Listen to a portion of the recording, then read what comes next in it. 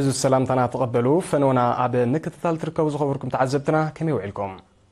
نلومي عربي حد نحسف ركم على فرانس تدلوا هجراون زينات تحيز لكم قريبة زلخو في المنظومة نكتالكم بخبرنا عدمكم بقندر استاتو فيلم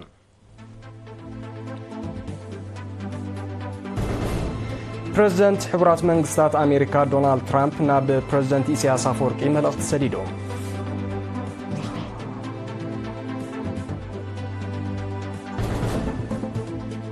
منيستر فتحي نمرحا قدنو زملكت نايكلت معالطات عودزته أبسمرا وديبو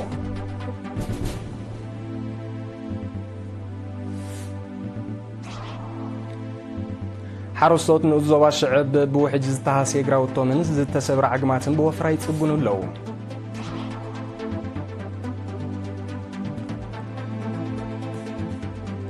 تونيزيان إيطاليان نابزت فلالية صلاتات بحبار كسر حزق إلان سممعت كتمان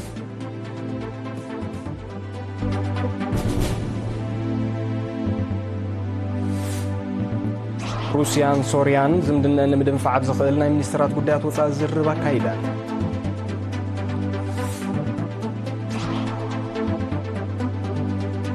سلوفينيا مس إسرائيل نزل عن حنقد صور كم زقارة صوت فليدان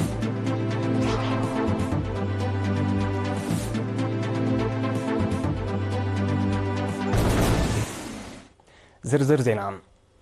مبل 47 سن بريزيدنت حبرات منغستات أمريكا دونالد ترامب أب قنعنا مكببارن زتسرت هناص زمدنا مس إيرتران ممعبال زلو دلونت زرغاغص ملأختي ناب بريزيدنت إسياس سديدوم تحستو نايت ملأختي سب بريزيدنت حبرات منغستات أمريكا دونالد ترامب نا بريزيدنت إسياس أفورقي ملأخت سديدو أبتي بثلاث حملة السدر ملأختي بريزيدنت ترامب مبل 47 بريزيدنت حبرات منغستات أمريكا خوينو بممراتو بريزيدنت إسياس أفورقي نزل أخلو نا يوهانا ملأخت دحر من مسغان بعلم درجة من محضار بايدن نزبلا شو زمدناتات المعراي يسرح كمزلو قليسو بريزيدنت ترامب سعيبو أب قنعنان مكببارن استسرته أب قرن أفريقان قيح بحرن دما عدلات من محياش سلامن بلسقنان زعزز هناطي زمدنا مس إيرتران ممعبال زلو دلون تارغاقيسو بريزيدنت إسياس أفورقي أب ور حدار كل تشحن 24 أب استخايده بريزيدنتاو مريج حبرات منغستات أمريكا مبل 47 بريزيدنت خوينو نابستمرصه دونالد ترامب أب سرد ملأختي أبزي تزفو هموتن تاريخاو ملسوتن بسم منغستن هزبن إيرترا كمون بسمي يوهانا كبل إفتو دحر مبال زلنا يجزي أهقراو سلام لعلزخون كال أوان أزيو أقداس خوينو كم زلو بمتقاس أبزي وسانو قدايزي زلو وقلص مرقص متقوار سناي من نيات قليس اللو بريزيدنت إسياس أسعيبو ممراز بريزيدنت ترامب أب هناص زندناتاتن متحقازن إيرتران حبرات منغستات أمريكان حدش معراف كم زغفت زلو صنوع أمنت مقلاصو الزكاريو منيستري فتحي نمرحا قدنو زملكت عودزتت مالن قدمت مالنا بسمرا وديبو بزعبا زيزن استدالو وصبصاب مكيال حدقو خوربوي منيستري فتحي نمرحا قدنا نايتي منيستري زملكت عودزته ب30 حدن حمله أبسمرا وديبو أبتي أبالات منيستري فتحي وكلتي منيسترتاتن كالوتا كالات منغستن زتساتفو عودزته منيستر فتحي فوزي هاشم ندحر بايتان مسرتاو حسابن ناي زمرحا قدنا بمنصر هاجراو قدامنتاتن تمكرو منيستر فتحن سفيح مجلس أغريبا منيستر فوزيا مننت كبرتاتن سرعت أنبابران حد حبرتسب زتأمرو أمرات بمخانم مسؤواناونتن كالوت ودعوي كوننتاتن تزاميدون كتصالنتو من رقات حتو هلونا حبرتسبات مخانو سميراتلو بزمنصر منيستر فتحي محبراو لولاونت زماكل سرعت فتحي مهنات يقلقل زبلو ندفي مرحا قدنا أدالو مهلاو حبيرا محبراو لولاونت زماكل سرعت فتحي نحبرتسب زمسل نكل مدياو كونتاتو زن صبارو سفيح سوتافي حبرتسب زلوو سنيتن رقاتن أو حيسو حلاقتات حد حداوي متأثار زيقاتات زدنفع سرعتان نبابراز تغال المخانو بمنتصار تساتفتي نتمرحا قدنا مهبتام بنتفت كواسو تلابيا تساتفتي رأي متكلاتن عندتاتن نايت مرحا قدنا دحر زكايدو عميق زته قمقاماتهم بملكع تصابات أغريبو موداتا نهان استحسابات تساتفتي زتقالل متصفاف مستقبرة ኣብቲ ዝተመሓየሸ መርሓ ጎደና ምርኩዝ ዝገበሩ ዝርዝር መረባት ስራሕ ምስ መለክዒታቶም ተዳልዮም ብተመሳሳሊ ኣገባብ ንዘተ ናብ ኣባላት ክቐርቡ ምዃኖም ሚኒስተር ፈውዚያ ሃሽም ሓቢራ ኣብ ንኡስ ዞባ ሽዕብ ሓረስቶት ምምሕዳር ከባቢ ሰሜን መንሸብ ብ22 ሓምለ ብዝወረደ ብርቱዕ ውሕጅ ዝተሃሰየ ግራውቶም ብወፍራ ይጽጉኑ ኣለዉ ኣመሓዳርቲ ምምሕዳር ከባቢ ኣቶ መሐመድ ዓሊ ስዒድ ኣብ ዝሃቦ ሓበሬታ እቲ ብርቱዕ ውሕጅ ኣብ ግራውቲ ግራሃበልዲ ቅንጻል ሸገድ ድካንን ዓግም ጸጋይን ከቢድ ዕንወት ከም ዝወረደ ገሊጾም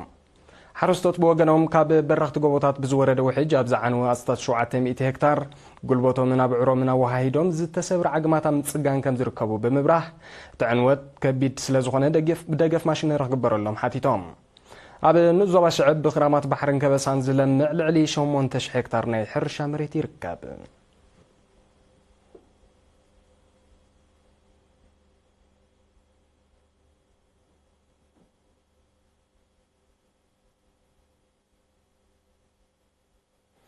ኣብ ንኡስ ዞባ ናቕፋ ኣብ ወፍሪ ክረምታዊ ልምዓት ዝሳተፉ ዘለዎ ተማሃሮ ካልኣይ ደረጃ ኣብ ምዕቃብ ማይን ሓመድን ዘተኮረ ዝናኣድ ንጥፈታት የሰላስሉ ኣለዉ ተሳተፍቲ ንኤሪና ኣብ ዝሃቦ ሓበሬታ እቲ መደብ ኣብ ሃገራዊ ልምዓት እጃሞም እናበርከቱ ናይ ስራሕ ልምዲ ዘጥሪሉ ብምዃኑ ዝወፀ መደብ ብምልኣት ንምትግባር ብሓያል መንፈስ ዓያይነት ይነጥፉ ከም ዘለዉ ገሊፆም ካብ ኣለይቲ መምህር መሐመድ ኑር እስማዒል ብወገኑ እቲ መደብ ተማሃሮ ኣብ ንኡስ ዕድሜኦም ተመክሮ ሓባራዊ ስራሕ ዘጥሪሉ ካብ ዓመታዊ መደባት ሚኒስትሪ ትምህርቲ ከም ዝኾነን ልዑል ኣድህቦ ከም ዝወሃቦን ኣገንዚቦም ካብ ቤት ጽሕፈት ሕርሻት ንኡስ ዞባ ኣቶ መሐመድ ሓመድ ሳልሕ ድማ እቲ መዓልታዊ 230 ተማሃሮ እናወፈሩ ዝዓምዎ ዘለዎ መደብ ምስራሕ ዛላታትን ከትርታትን ከምኡውን ምፍዋስ ማይ ኩዕታት ከም ዘጠቓልል ብምጥቃስ ዛጊት ልዕሊ 6 ሄክታር ከም ተዛለ ሓቢሮም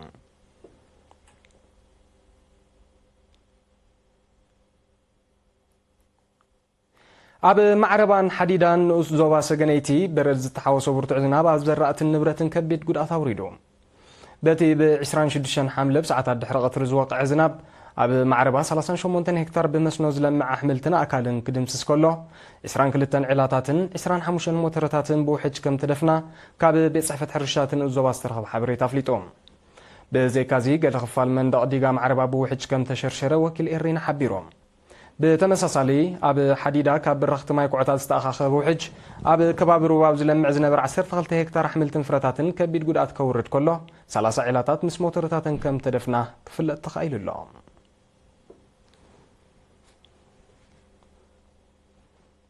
ዝስዕብ ዜናታት ወፃኢ ንምክትታልኩም ደጊምና ብኽብሪ ንዕዳም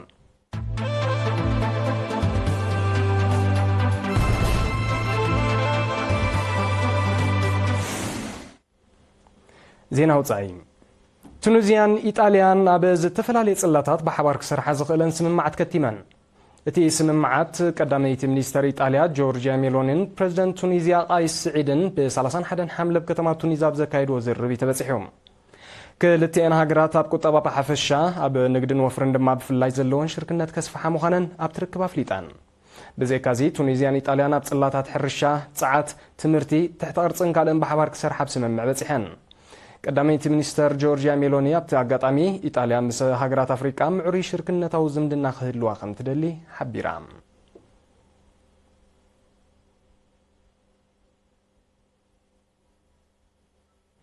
ሩስያን ሶርያን ኩሉ መዳያዊ ዝምድንአን ንምድንፋዕ ኣብ ዝኽእል ናይ ሚኒስተራት ጉዳያት ወፃኢ ዝርርብ ኣካይደን ኣብቲ ብ31 ሓምለ ከተማ ሞስኮ ዝተኻየደ ዝርርብ ሚኒስተራት ጉዳያት ወፃኢ ሰርጌይ ላቭሮቭን ኣስዓድ አልሸይባንን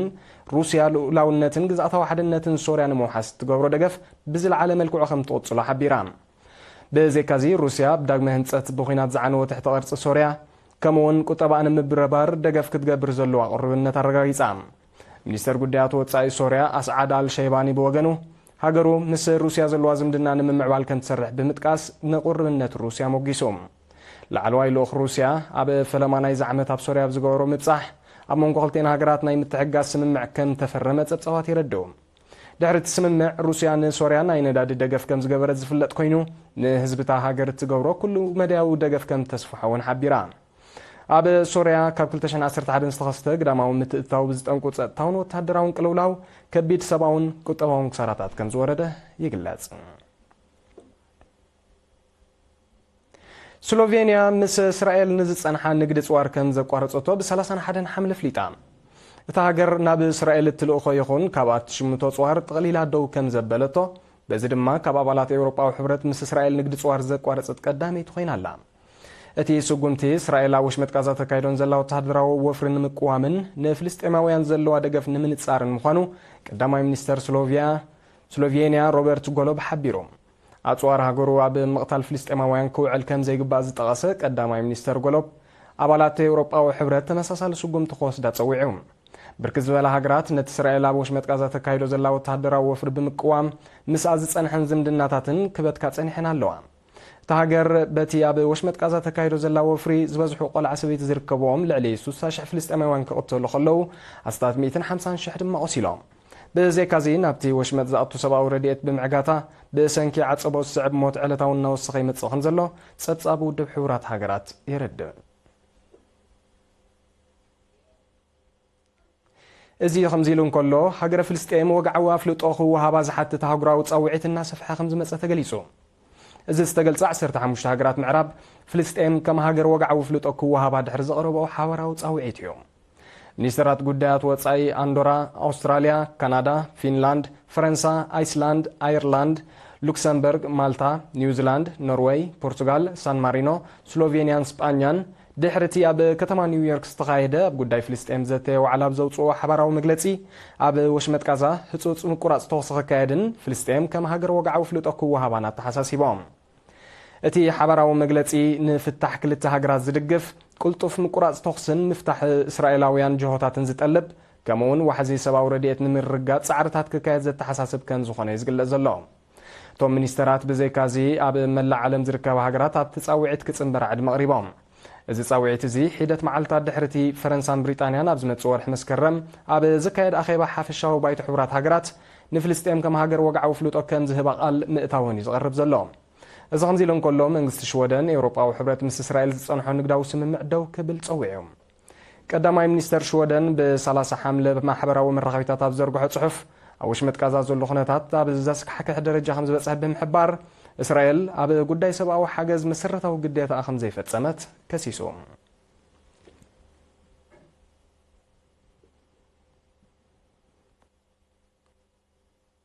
ኣብ ሰሜናዊ ክፋል ናይጄርያ ብዝተኸስተ ሓደጋ ዕለቕለቕ ከቢድ ሰብኣዊ ክሳራ ከም ዝወረደ ካብቲ ከባቢ ዝተፈነወ ዜና ረዲኡ በቲ ተፈጥሮኣዊ ሓደጋ ዛጊት ልዕሊ 50 ሰባት ከም ዝሞቱ ዝሓበሩ ሰብ መዚ ናይጄርያ ኣማይ ዳሃዮም ጠፊኡ ስለ ዘሎ ቁፅሪ ምውታት ክውስኽ ከም ዝኽእል ኣሚቶም ኣለዉ ኣብ ትሕቲ ቅርፂ እውን ዕንወት ከም ዝወረደ ዝጠቐስቶም ሰብ መዚ ብሰንኩ ልዕሊ 80,000 ሰባት ከም ተመዛበሉን ልዕሊ ፍርቂ ሚልዮን ባዕሉታ ከም ተጸልውን ኣረዲኡ መንግስቲ ናይጄርያ ብከቢድ ኣብ ዝተሃስየ ከባቢታት ህጹጽ ናይ እዋን ሓደጋ ድንጋጌ ኣዊጅ ኣሎ እቲ መንግስቲ ብሓደጋታት ዕለቕለቕ ክስዕብ ዝኽእል ክሳራታት ንምቅላል ኣብ ዝሓለፈ ወርሒ ሓምለ ዝለዓለ ናይ መጠንቀቕታ ኣዋጅ ምውፅኡ ዝዝከር እዩ ኣብ ዝሓለፈ ወርሒ ጉንበት ኣብቲ ሃገር ዝወቅዐ ብርቱዕ ዝናብ ብዘስዓቦ ዕለቕለቕ ልዕሊ 200 ሰባት ከም ዝሞቱ ጸብጻባት ይጠቕሱ ኣብ 2024 ኣብታ ምዕራብ ኣፍሪቃዊት ሃገር ብዝተኸስተ ተመሳሳሊ ሓደጋታት ልዕሊ 600 ሰባት ከም ዝሞቱን እቶም ጸብጻባት ብተወሳኺ ይረድኡ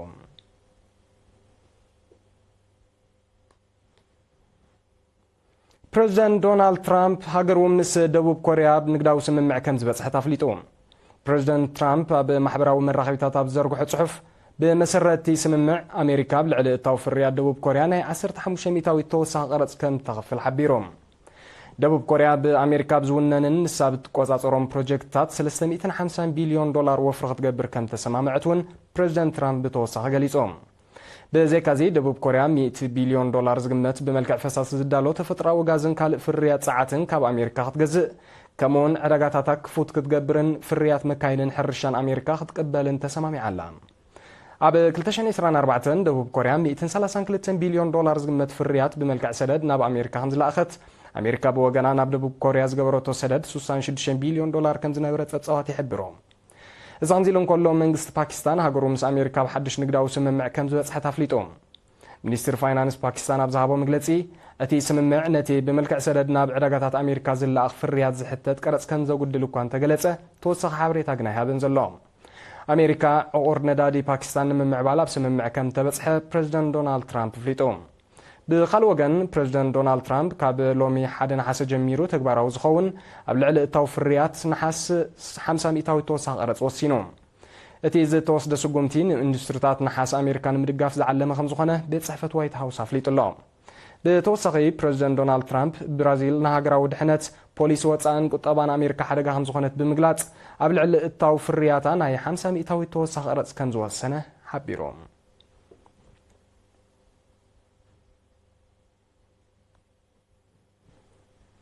جرمن كساب مودعتا نايز عامت لعلي سوسا وعلات عدق صوار كتكاي تدالو خمزلا مع كنا زينا قالحن اتي وعلات عدق صوار 20 نفر توقئن كساب شمون تشح درعات مكاينن زتقالل كان زخونه يزحبر زلو جرمن نتي اصوارات زوصل 10 عامتات كتركبو تصويت كان زغبر توم منጭታት بتوسخ غليصام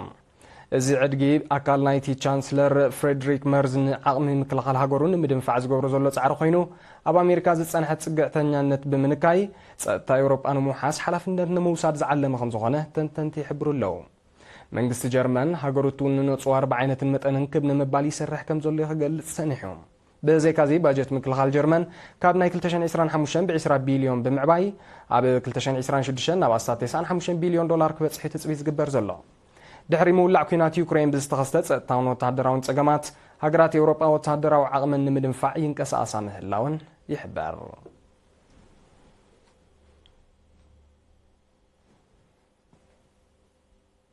ዜናታት ንምዝዛም ኣርስተ ዜና ከድግመልኩም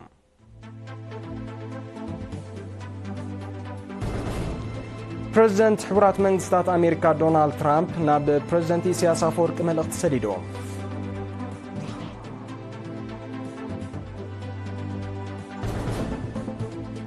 ሚኒስትር ፍትሒ ንመርሓ ጎድኑ ዝምልከት ናይ ክልተ መዓልታት ዓውደ ዘተበስመራ ወዲቦም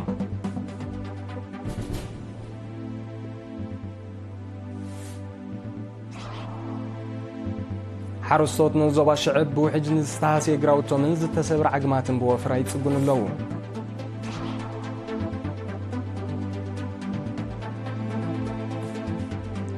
ቱኒዝያን ኢጣልያን ኣብ ዝተፈላለየ ጽላታት ማሕበር ክሰርሓ ዝኽእለን ስምምዓት ከቲመን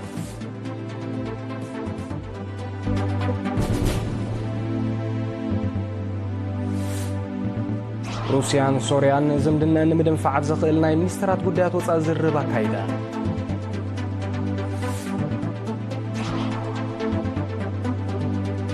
سلوفينيا مس اسرائيل نزصنحا نقد صوار كان زقارصتو افريقا